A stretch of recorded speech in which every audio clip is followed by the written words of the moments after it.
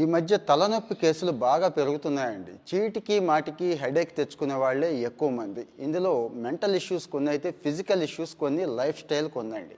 ఇక్కడ ప్రధానమైన life style ఒకటి చెప్తాను. ఆ ఒక్కటి చేంజ్ చేసుకుంటే నిమిషాలు, గంటల్లో తలనొప్పి తగ్గిపోయే అవకాశం ఉంది.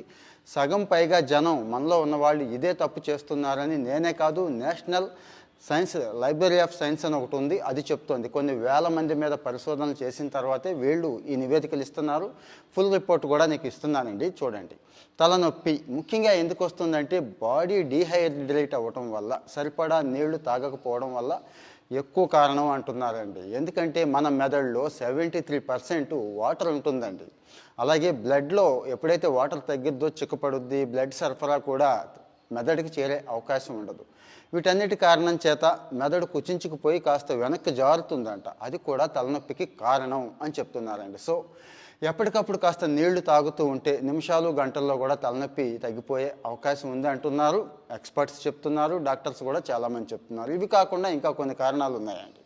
రెగ్యులర్గా మందు తాగేవాళ్ళు, మందు అంటే ఆల్కహాల్ తాగేవాళ్ళు ఎక్కువగా యూరినేషన్కి వెళుతూ ఉంటారు. ఇది కూడా ఒకసారి తగ్గించుకోవాలి. ఈ మందు తాగేవాళ్ళు ఎట్లా ఉన్నారు, ఏంటి అనేది కూడా ఒకసారి చెక్ చేసుకోవాల్సిన అవసరం ఉంది. ఇంకా అప్పటికీ తలనొప్పి ఉంటే మీ ఫ్యామిలీ డాక్టర్ ఎవరైతే ఉన్నారో ఆయన్ని సంప్రదించండి.